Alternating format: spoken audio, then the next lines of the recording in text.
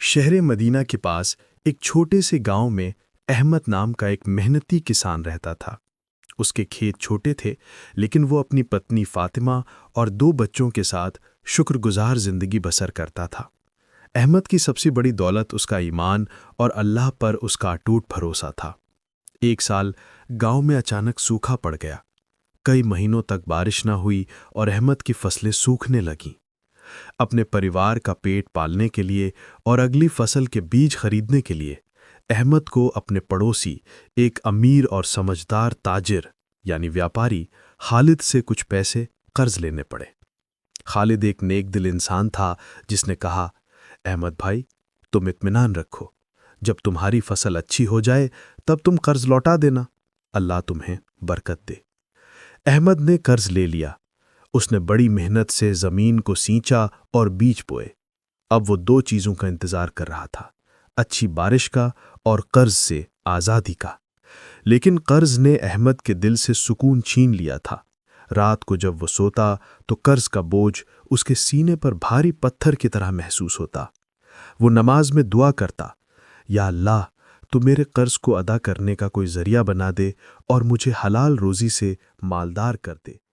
وہ اکثر پیغمبر محمد صلی اللہ علیہ وسلم کی یہ حدیث یاد کرتا تھا، مومن کی روح اس کے قرض کی وجہ سے اٹکی رہتی ہے جب تک کہ وہ ادا نہ کر دیا جائے۔ یہ بات اسے اور بے چین کر دیتی۔ ایک شام وہ مسجد میں مغرب کی نماز ادا کر رہا تھا۔ نماز کے بعد اس نے ایک صحابی یعنی پیغمبر کے ساتھی کی دعا یاد کی جو پیغمبر نے قرض سے آزادی کے لیے سکھائی تھی۔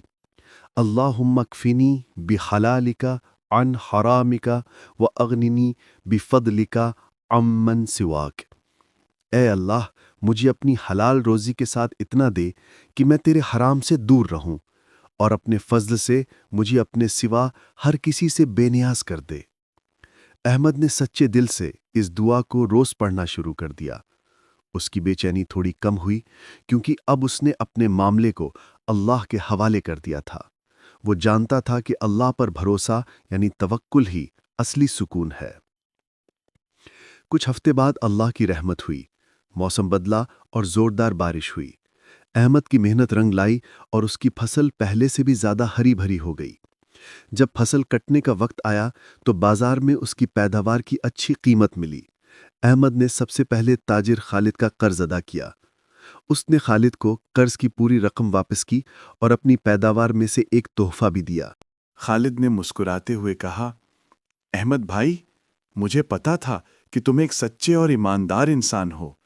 اللہ نے تمہارے ایمان کی وجہ سے تمہیں اتنی برکت دی۔ احمد نے شکر گزاری میں اپنی آنکھیں جھکا لیں اور کہا، الحمدللہ، تمام تعریفیں اللہ کے لیے ہیں۔ قرض ادا کر کے میرے دل کو آج وہ سکون ملا ہے جو دنیا کی کسی دولت میں نہیں ہے۔ اب میں رات کو بے فکر سو سکتا ہوں۔ اس دن احمد نے یہ سبق سیکھا کہ ایمان کی دولت اور قرض سے آزادی ہی انسان کو سب سے بڑا سکون دیتی ہے۔ جس نے اپنے معاملے کو اللہ کے حوالے کر دیا اور حلال روزی کی کوشش کی، اللہ نے اس کے لیے مشکل سے نکلنے کا راستہ ضرور بنا دیا۔